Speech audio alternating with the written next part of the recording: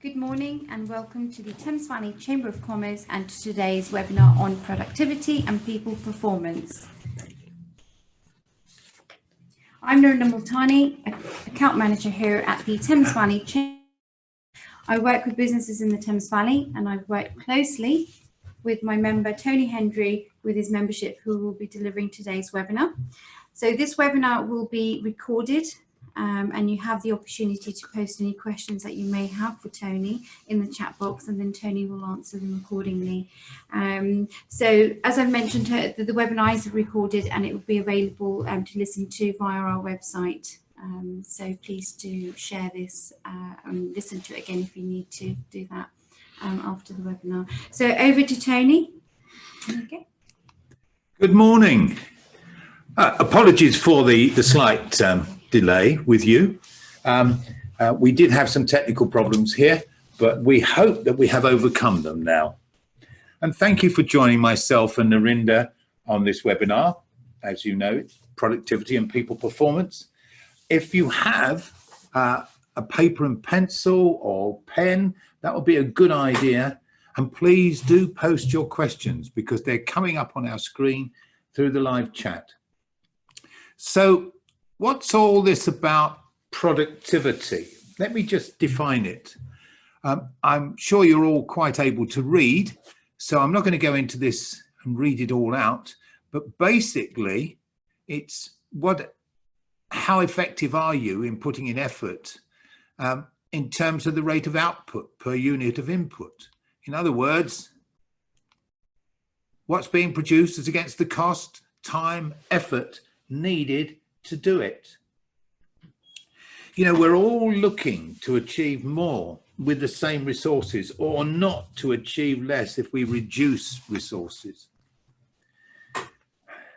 More can also mean different. This is especially so with the need for increased innovation to produce new and different approaches to meet future demands. And that's especially so, as we know, with the car industry at the moment, and getting rid of petrol and diesel engines and cars. So doing this will reduce the costs and will make us more competitive. Pretty obvious. This could mean the difference between survival or not for many organizations. And as you probably realize, productivity is hugely dependent on the performance of people. If people are not performing well, it does mean that their productivity is down. It's not as good as it might be. This may not because they are lazy or uncaring. It could be because things are getting in the way of them performing well with a good output. Unfortunately, despite their very best intentions, people are not always enabled to perform as well as they would like. So who am I? Well, and what have I done? 40 years plus working with teams and individuals. And I've done this throughout the UK, Europe, Scandinavia, North Africa. And I take a very, very pragmatic and enthusiastic approach to performance development and try and provide people with practical tools, and also surrounding myself with like-minded associates who complement my ethos and are drawing out from people the best they have to offer. So what's my focus? Well, my focus is always on helping people to perform well so that the contribution they make to their organization is increased. In this webinar, I will share some of these practical tools tried and tested over many years to help you enable people to perform well more of the time and to maintain and enhance their motivation. So what are we going to do today? What I plan to give you is what people need if they're going to perform well, what gets in the way, either earlier or on the day, and we had experience of that this morning. Understanding and applying some straightforward remedies could enable you and your people to boost your productivity. So what do people need if they're going to perform well? Well, many years ago, with my good friend and fellow judge on the National Training Awards, the late Colin Edwards, we wanted to write a book on appraisal, as we had been training in it for some years. We were determined to make sure that appraisal was more than a system if done effectively. We wanted to make sure it had a very positive impact on performance. So we went out and chatted with a wide variety of people over several weeks and months to ask them what people needed to perform well. And we got a surprisingly consistent response. The first thing they identified was clarity on what you want from me. In other words, my role and my priorities. The second was clarity on what success looks like, so I'm not in danger of polishing that cat. The third thing, again, unsurprisingly, were the right conditions for success. And fourth and last, regular feedback to tell me how I'm doing so I can make adjustments. Now, these four things have stood the test of time over many, many years. And whoever I talk about them, this says, yes, of course, it's obvious, isn't it? But it's not obvious until it is pointed out. Please remember that these are the outcomes needed by people. There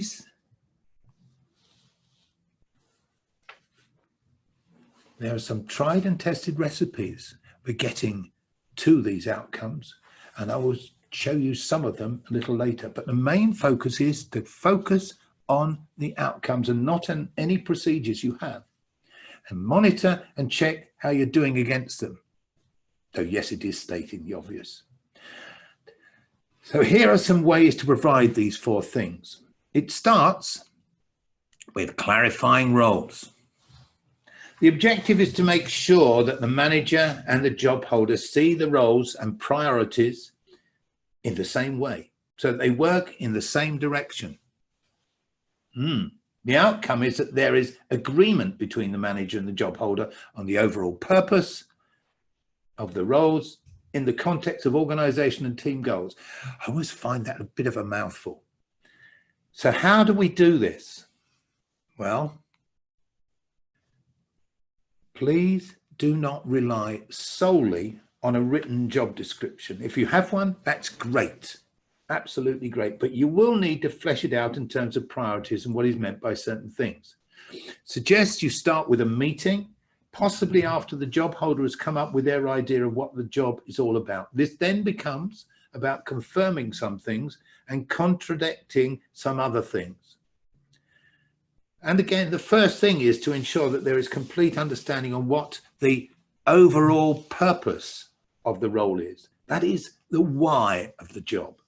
And I've found that the easiest way of doing this is to come up with a joint statement using the to, so that format, which describes what the job holder is there to do so that certain things are achieved. Let me give you a couple of examples. For a receptionist, okay, I'm sure you're quite capable of reading this. Welcome people to the company's offices so that they get a positive impression of the company. And for a sales manager, for example, to manage and develop the sales team so that agreed sales targets are achieved whilst reflecting the values of the organization. Must be in the context of the overall future organization direction. You might need to check if there's been any changes, any developments, and whether there is any need for further adjustments to make sure the job holder is in a position to continue contributing to organization goals. So having done that, the next step is to agree the key activity areas and their relative priorities. That is not at this time how much time you're spending on them, but how important they are to the achievement of the overall purpose. This will involve some discussion, making sure that you are of the same mind. If you don't do that, there may be some misunderstanding about the role of the job holder is, and I'd suggest you come together and brainstorm some areas. Let's give you an example, right? Because the next step would be to identify the time we currently spend on it. So let's give you just an example. Here's one for a supervisor. And you can see it's just color coded there, the red being supervising, etc. You can read this. And that's the level of priority of these areas. Okay. Once you've done that, then please do emphasize the relative priorities of these key contribution areas. I like to do this in the form of a pie chart, as you see. Okay. Having done that, agree what goes into each of these contribution areas. And then, yes, the last step is to agree decision-making areas and the freedoms to act. Now, quite often I've done this by getting the job holder and the manager to fill in what I call the hollow square chart, which is a series of concentric squares or rectangles with the ones in the middle identifying what it is the job holder should be doing or could be doing, can make decisions on. The next square out being those areas that need consultation before decision, and on the outside areas, those that the job holder cannot make decisions on. So there we are. Is that your own model? That you Yes, I developed this some years back, and it's so simple. And the best way of doing that is to actually just draw this out so that the job holder and the manager do this separately, and then bring them together and compare. And you'll be just surprised just how much discussion comes from that, especially from the manager saying, well, why aren't you doing that? Because you do have freedoms, or I didn't know that I could do that. So it is really good. Okay, so Tony, you mentioned at the beginning that you've actually published your own book. Yes. So is this model? This is in there. It's yes, in there. Definitely Okay. in there. Yes. Perfect. Okay. You can then go back to your wonderful key activity areas pie chart. Now this has not been changed, but how much time are you actually spending on each of these, and does it match with the priorities? And if not, why not? Might be dictated by circumstances, the state of the business, or the technical problems that are being faced. So when do you need to do this? Well, as often as is necessary to ensure there is continuing mutual clarity. Of course, in times of change, you need to do it more, right? And less often when there is stability. And you can always think about the role of the manager and its effect on the ability of the job holder to carry out the role, but more of this later when we go through blocks to performance. Right, so now we've got clarity on the role. The next thing is to achieve clarity on what success looks like. This applies on a whole role basis, as well as projects and tasks. And problems with productivity often come from a mismatch between the expectations of the person carrying out the role, the project or task, and those requesting or overseeing them. The important thing again is to ensure that the parties involved have the same image of what being successful looks like. So, okay, let's just go down the step. Clarity on what success looks like. We've got to have objectives, we've got to have measures of success and behaviors. And it does ensure fairness, it does reduce unnecessary activities. So first things we have to do is to differentiate between performance measures or indicators, which would tell us about performance, and performance standards or levels. That's the amount against the measure or indicator. I've found it very helpful to use this I was just key. mention that. How do we measure performance? I identify the 5 key areas here, and you just go fine. Divided into quantity, quality, timing, cost, and I add always disturbance. Let me give you a quick example of that. If you're using a firm of auditors and they come in to do a financial audit on the company, Right. you know, they're all working to the same quantity and quality standards, and they're working on probably the same timing standards, and they're a bit competitive, so there'll be cost.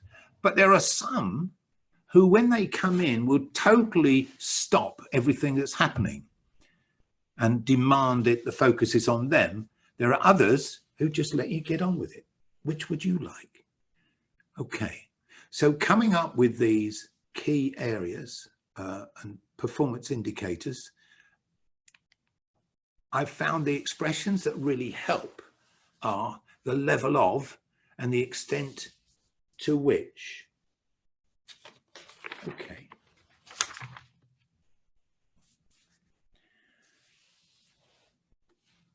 Let's have a look at some of these. Give you a few examples. This is a job, doing a good job as an administrator. This is on a whole role level. So possible indicators or measures, the level of willingness to provide support and help to the team. Ah, right. Well, how do you measure that? Well, you probably don't measure it. You probably monitor it, but you can certainly tell. The level of predictable problems that anticipate, you can measure that. The level of achieved deadlines, you can measure that. That's records. Level of accuracy of arrangements made. That's another one that you observe, but you also get a feeling about that one. And the extent to which documentation can be found in their absence. That's a pretty telling one. And you'll probably observe that and observe the feelings around you as well. So you will come up with an extension of just that absolute measure, but more of that in a few minutes. Let's give you a few more. If you're introducing the new computer system, there you go. I'm sure you can read those.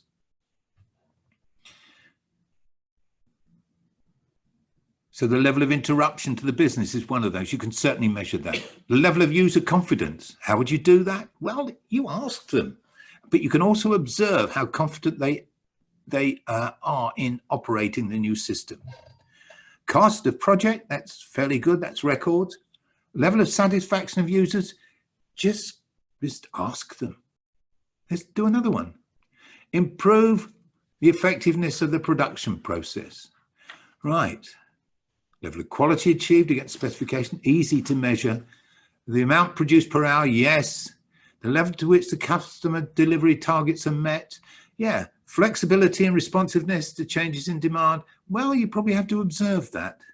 And the cost of producing, whatever. They give you one more. Reorganizing the office layout. How smooth is the workflow? The level of disturbance by noisy people and those with lots of visitors. Oh, did it actually work terribly well? The extent to which space provided is perceived to be based on work need and not just on whose ear you've whispered in. The extent to which people feel their concerns were addressed prior to the organisation. We have to ask them. And the extent to which people agree that the end result is worthwhile. Okay. Introducing a new procedure, acceptance on the need for the new procedure, confidence in using it. That's not the amount of training that's been done, but that's the end result. How confident are they? Okay, so you can see all of these, all right? So Tony, before this webinar started, we were having a conversation about systems. Yes. So that was quite interesting. Do you want to just reflect on that? So I think we were talking about systems are used to measure people performance. Yes, they are. But what is performance? You can't just rely on the system. It's the behaviors in the system that make the systems work. And so really, and the work that I do an awful lot of is what behaviors have we got to come up with? Have we got to encourage within the organization and discourage in order to make the systems work effectively? It's not just a question of having the right systems. And that's something that people tend to forget. So please don't get hooked too much into systems. That's right, yeah. It's far better if you can just start thinking about So what do we need to encourage around here? That's right. I think we are moving more into systems. Yes, indeed, indeed. Using alternative Okay. methods. And to help you in this, you just got to start checking, as I've got on the screen at the moment, these performance measures or indicators. Do they describe the task? Are they fair? Can the person be accountable? I know there's a lot of organizations where the performance measures are handed down from above and the people can, well, I don't do that. Is it being duplicated in there? Does it provide a full picture? Let me give you some examples too of performance standards. Let's go back to this, doing a good job as an administrator. Here we go. Here's a few illustrations. The level of willingness to provide help or support to the team. So I've just divided it up into those 4 key standard levels. Exceptional, exceeds expectations, meets expectations, and below expectations. So everybody knows what's really required and they have a picture of what success looks like. So you can see there that under very exceptional, it's very responsive, consistently anticipates needs, etc., etc. I don't need to read all this lot to you. But if we go below expectations, has to be persuaded to provide service and can be surly or rude. That you can't measure that, but you can certainly observe it. Let's look at level of predictable problems. This one, you probably do keep a record of things. And you can see what the different levels are there. It doesn't take a lot to work this out. So thank you for those that are listening in to today's webinar with Tony Hendry. So just wanted to mention that the webinar is being recorded. So if you have missed out at the beginning, then you can always just go onto our website and select the YouTube icon at the top of the page and listen to the webinar. And you can also share it amongst your team. Right. I Okay. do apologise again for the late start of this webinar. It's due to technical problems we had at the beginning, and I've got to mention that, but Tony has highlighted that. Yes. So yeah, back to you, Tony. Right. Just run through a couple more performance measures here. So you can see there's the level of agreed achieved deadlines, the level of accuracy of arrangements made. You can come up with all your descriptions there. The really, really important thing is that these are agreed between the job holder and the manager or the person in charge of that performance. Okay. And there is no reason, if people are doing, several people are doing the same job, where you can't spread it between all of those people, because as long as they agree that these are fair and straightforward, then that will work very well. Okay, so we've got to have the right conditions for success.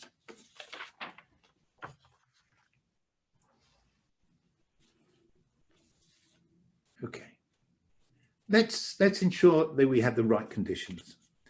And this means you've got to make sure you deal with any blocks to performance. I hate to say this, but as an ex-training manager, but training and development may not be the answer to every issue arising. Sorry, folks. So what sort of, it's more than the competence of the job holder, and let's get some sort of plan to remove or reduce blocks to performance. That includes the manager.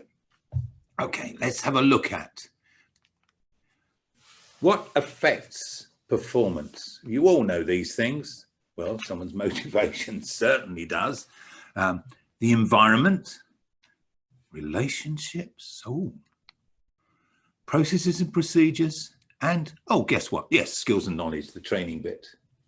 That's right. I think that's quite an important one, because you need to have the right talent in the workplace. Well, absolutely. To perform. Yes. To perform well. Yes, and not everybody can do everything really well, but it's about identifying what you are asking for them to do.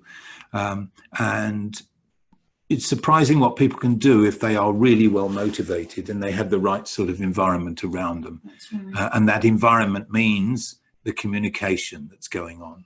But more of that in a few moments. Yeah. Sorry, were you going to say I was something? just going to say, delegates, please do feel free to post any questions. Yes. We have one from Sunny. He's saying, we have seen productivity levels fall across the years, yet as a nation, we are working longer hours than ever before. Yes. What's the solution? Well, I think we come back to really clarifying what you want from people. And it goes back to what I've been talking about so far. Do they really know where they should be putting in effort and application? In my experience, a whole lot of people work far harder than you really want them to on certain things which are unnecessary. You know, it's that ironing the cat again. Sorry, people do. There are people who are obsessive about certain things, but that is possibly a bit of a mental problem. But, you know, it's about sitting down and clarifying this and really pulling that out of them and asking them, as you can see on the screen now, what is stopping or hindering you so that you're not performing as well as you would like? There is an inference there that everybody wants to perform well. And if you list and explore the seriousness and what can we do about the critical ones, you know, but you do have to give people feedback as to how they're being seen. And this is the whole basis of it. You know, not giving feedback is like trying to play darts in the dark. You don't know what you're hitting, and you certainly don't know what you need to do to adjust. And besides which, it's downright dangerous. Okay, so That's a very good point, Sunny, and thank you, Tony, for answering. So I did actually read somewhere, I think it was an article in BBC Online, which mentioned how productivity is falling in the UK. Yes. And no. You know, is that right, Tony? Well, it is. I mean, it is and has, but it's about what are you measuring in terms of productivity? Because as I was saying earlier, productivity is not just about what you produce in terms of something tangible, but we are asking people, especially in our more creative industries, and certainly in environmental areas, and certainly in manufacturing these days, to be more creative and go towards cleaner, greener approaches, which is people coming up with new ideas, which can't happen immediately. Sometimes they actually produce less in the meantime. So I think if it were me, I'd be going back to, well, what do we mean by productivity? What are we trying to produce? You know, matter can neither be created nor destroyed, and we're coming up with ideas here. That's right, and yeah. so let's move on that. So let's look at, oh, good. We have another question, Tony. So some organisations have, oh, we're not, okay. Yeah. Yes. So some organisations have implemented a 4-day working week, with a recent study by Hendry Business School showing businesses who have implemented this have seen productivity rise. Yes. So what's your view on this? Well, if people, we see, we're talking about the areas of blockage next, and, you know, you've got motivation as being one. Do we all have to work from 9 till 5? I don't think we do. People do get quite tired, and they need a balanced life. That's right. And they need to be have a life with their family, because, you know, if they're really well motivated, they will produce more. And the more that you can pull these ideas about how this might work from the people who are working with you, the more they will own that, and the more they will make that work. We're doing lots of work around people working and coming up with their own ideas as to how they need to behave and how they're going to reward people. And I think that's vital. Let's try and impose it on everybody. Let's ask them, after all, whose idea is always best? Mine. Right. I mean by that, everybody's. And if you can start working on them, so how can we make this work, rather than that won't work because, how could we make it work, is a very nice approach. Let's deal with, there's some of these areas of blockage. Let's deal with the motivational side. What do we mean by this? Well, when performance is positive, performance is punished, quite honestly, unknowingly sometimes, perceived to result in undesirable outcomes. This is because we live by responses, by consequences. Our whole behaviors are conditioned by consequences. And if we work with children, we give them consequences for the things we want them to keep doing. We give them consequences for the things we don't want them to keep doing. Now, let's give you an example of positive performance. If an positive performance being punished, if an organization has cumbersome paperwork to be completed for each sale that they make, guess what he's going to do? He's going to discourage people from selling, because that means onerous extra work. There's the willing horse. There's the person who gives lots and lots of effort, but all that you get is extra work. And there are a few people who will take advantage of that. So eventually they go, oh, don't volunteer for anything. Remove the perceived punishment, reward desired performance. Non-performance is also rewarded in some organizations. I was working not too long back in an organization where it is much better for people there, because non-performance is not confronted. Those who are conscientious then start to resent people getting away with it, because people were getting promotion not for achievement, but for keeping a clean slate or for who they know. A few people who want to avoid work manage to do so because they have made life difficult for their supervisors until they get their way. And people just refusing to do work, with the result that as their manager does not want confrontation, someone more willing is given the work to do. Let me give you an example of a business school.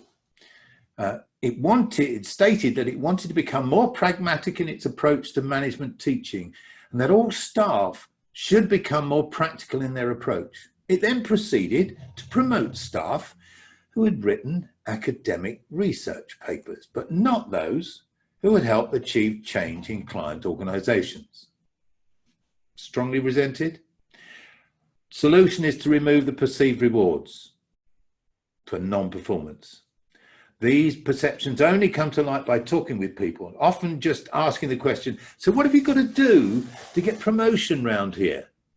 We'll provide a wealth of cynical answers. The organization then has to demonstrate through its actions that these are unfounded. And let's deal with the final one here. Performance does not really matter. Just an example here. Managers in one organization were instructed to carry out appraisals on a once-a-year basis, and to ensure that the training and development identified in these appraisals was carried out effectively. And the number of appraisals carried out was checked centrally, and managers were reminded if they had not completed their quota. Unfortunately, the quality of the appraisals themselves was never checked, either by the manager's line manager or by the central HR function. Although training was identified, only 40% was put into action, and its effectiveness was rarely checked. Needless to say, the appraisal scheme became a form-filling exercise and eventually died. Now it's all gone online, Tony, where you've got to fill in. Well, I think this is frankly, between you and I, appalling, because the whole point is having a positive discussion with the person in charge of your performance. You can't, because there's so much to check out. Yeah, I think they do still have that one-to-one. I've come across quite a few individuals that have mentioned, they have to post, like as you said, fill out a form. Fill out a form, fine. Yeah, so it's all done online, and then you're actually sat in a one-to-one meeting with your manager, where you're actually going through your KPIs and so on. Yes, I was working recently, a few months back, and it was the spur for me to write my book. In an organization, I was doing a little bit of pro bono work there, and I just said to them, So why are you having appraisals? These are an organisation that booked hours by the quarter hour, right? Wow. And charged people. So I said, Wow. you're spending so much time on these things. What benefit are you getting? Well, it all went very, very quiet. Very quiet indeed. So I think you have to think about, if you're going to have appraisal, think about why and what you're trying to get out of it. Let me just, performance doesn't really matter. A very simple example here, which I personally experienced. A graduate trainee working as a junior supervisor on the shop floor of a manufacturing company, which is where I worked, who was progressing well, enjoying his work, and one day his car broke down and he was late. No one appeared to notice. He was very concerned that it had spoiled his record. Over the next 2 months, he was late several more times and still no one commented. Eventually, he arrived late every day for a week, but still no one reacted. Guess what he did? He resigned. As the organisation obviously was not concerned about performance, he left to find that one that was. Okay. Let's look at some of these other things. Unhelpful attitudes in relationships. Yes, we do need to be looking at that. And not approachable, not being approachable, are inappropriate ones. And there we go, this is being sexist or being biased in some way towards people. These are the sort of things that do impact on performance. And you've got to find out, again, by going back into, so what's stopping you performing as well as you would like? Because I do believe that people want to perform well. And I think that's very, very important. Let's have a look at the environment very quickly. This is all pretty obvious stuff, but it needs to be considered. This covers a range of things. How are things organised? How are it personally, specifically organised in their department, their office, their whatever? The resources that are available to them and the working conditions. You know all of this. They say, we can't do anything about that. That's a rarity. You can minimise things and you can certainly reduce it. Okay, so let's deal with the one you all want to talk about, the training and development block. Now, why do we do training and development? As I say, I've been a training manager and quite a few people do need some sort of development in order to improve their performance. That's their competence. So here we go. These are all the things that you do it for.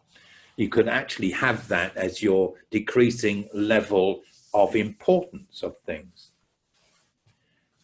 And the problem with diagnosing training needs is that we have to not very precise, okay?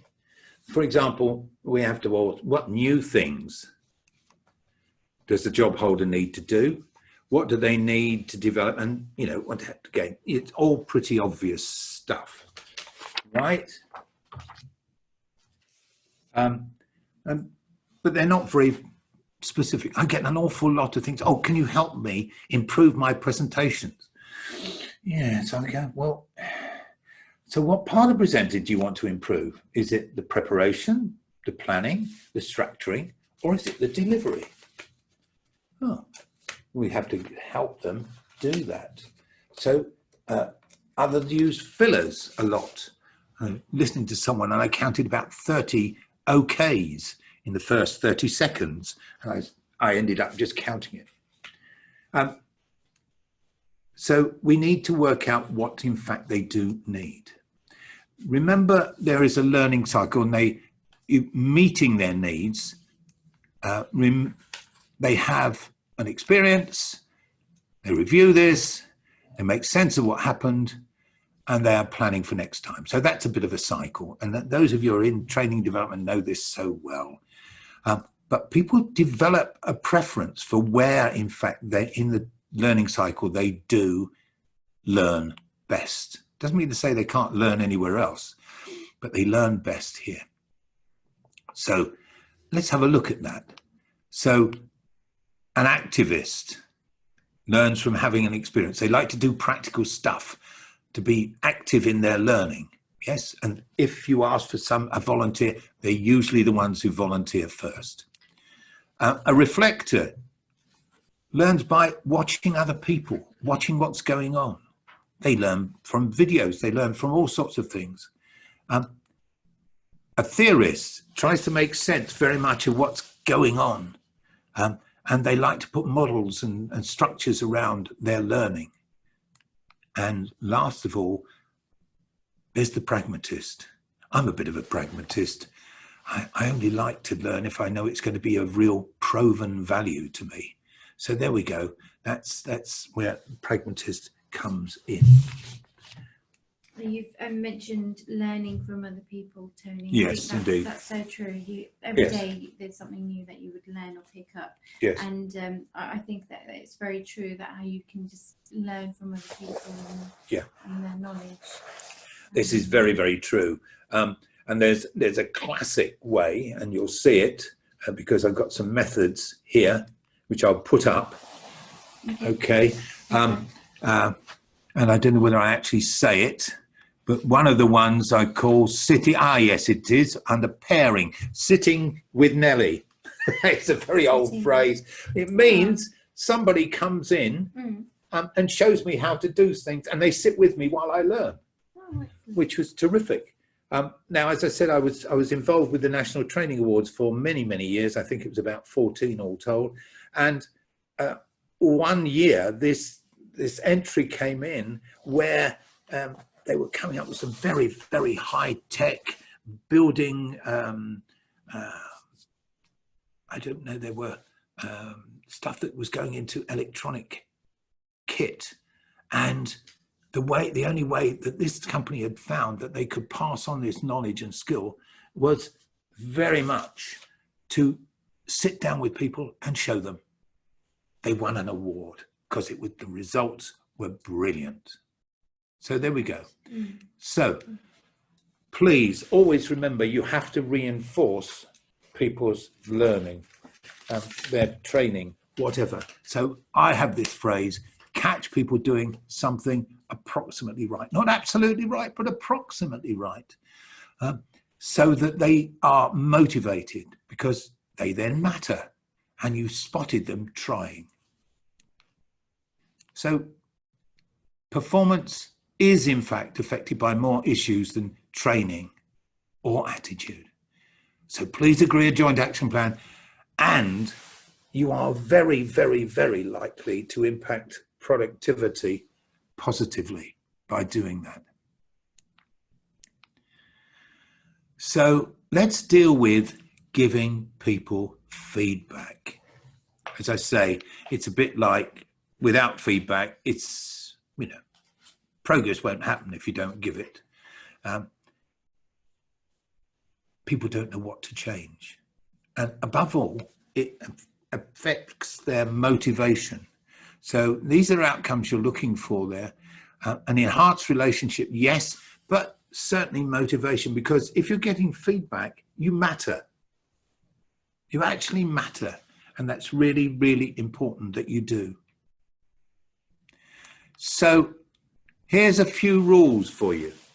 Please don't try and give people feedback unless you've got permission. Say things like, well, can I just give you a bit of feedback on that? I did that at a meeting I was in 2 days ago to a very, very experienced trainer. And I always started with the positives. Oh, the do it soon is aimed at people who only have appraisals once a year and don't meet anyone. Everything's gone, it's forgotten. It's really not very helpful. Why start with the positives? Well, it's not really an indulgence. It opens the ears of the receiver, because they go, oh, right, okay, I'm not doing everything badly. And then you actually can pull or push what they could adjust. And always summarize, starting with the positives. Always do that. It's not an indulgence, it just has better results. So here we go. So what people need to perform well? Well, they need clarity on what's required. They need clarity on what success looks like. They need the right conditions for success, and they need regular feedback. So what gets in the way? The people outcomes affect productivity. That's a big thing that gets in the way. They think just to have systems will suffice, and they won't, because it's the people outcomes. They drive the systems. The perception that it would take more time. Well, if you think about all the time you're going to spend putting people right after they've not quite got it right because you hadn't painted a clear picture about what success looks like, think about that in your own experience. We're not used to providing clarity on what is expected. There's a lot of shoulds around, that people should know what we want from them without explaining it to them. But remember, there are two minds at work here, the job holders and the person in charge of their performance, and they must be in accord for that productivity to be achieved. People do want to do a good job. How will you tell it's having an impact? Well, have some outcomes that identify what needs to start, stop, be done more often, be done less, be done differently, and observe and give feedback on those. And please, please, please comment on the changes you see to reinforce, because the nice thing is you've actually noticed, and it will reinforce. And don't forget, behavior is predominantly affected by consequences. So you have to make sure that people have these consequences there. But be very clear about what you're trying to start, stop, be done more often, and be done less or differently. So in summary, focusing people's activity through doing all these things, and you've seen them, those four things, and you know, I've been accused of them being Civil 40's special subject for Mastermind, according to Basil. If you're a 40 Towers fan, you know that that is, excuse the language, the bleeding obvious. And they are obvious, very, very obvious. What will it do? It will raise productivity and motivation. People will be working on the right things. They know they're getting it right. They know their approach is okay. And it will really, really help. Okay? Lots of smiles. Okay. Do we have any more questions? We've had a few in, but if I'm not getting much come up on the monitor, probably I've answered all the questions, or you've all tuned out. So we have some listeners, so please do feel free to post your questions, and Tony will answer them accordingly. Right. And also, just as I mentioned at the beginning and in the middle, that this webinar is being recorded, so please do feel free to share this via our website, where there is a YouTube link on the homepage. Okay. So yeah, so Tony, what is the best approach to performance management, excluding the systems that we spoke about earlier? Well, I'm reminded of a time when I worked with a very large organization. Right. Coming in and doing some work for them. And they had an appraisal process, performance management process. And because centrally they wanted it to be able to control what was going on. And this is usually, I hate to say this, run by HR. Because HR have been told that they have to do stuff that they can measure, right? So that was about the number of forms. So they got these hugely complex forms, Right. but they had lost the idea of what do we need to do? What are the challenges and changes out there that we really do need? And if you can talk with your people, as I say, they want to do a good job, and clarify what's expected, and then enable them to do that, you've done that without having any forms. That's right, yeah. Because these are the outcomes you're looking for. Because people don't like filling in forms. No, they don't. Some No, they don't. questions, and it really makes them think. But Yes. I think it's more of, people like to talk. Yes. And they like to get that feedback that you've Yes. reflected on. And I do think above all that if you are having an appraisal session, it should be a confirmation of everything that they've had in the past rather than news. It's wrong if it's news. You should be in regular contact with your people just to reaffirm what they're doing, to make sure that they feel they matter and their productivity will go up because of that. You should know about them. You should know what they're doing. You should know about their families.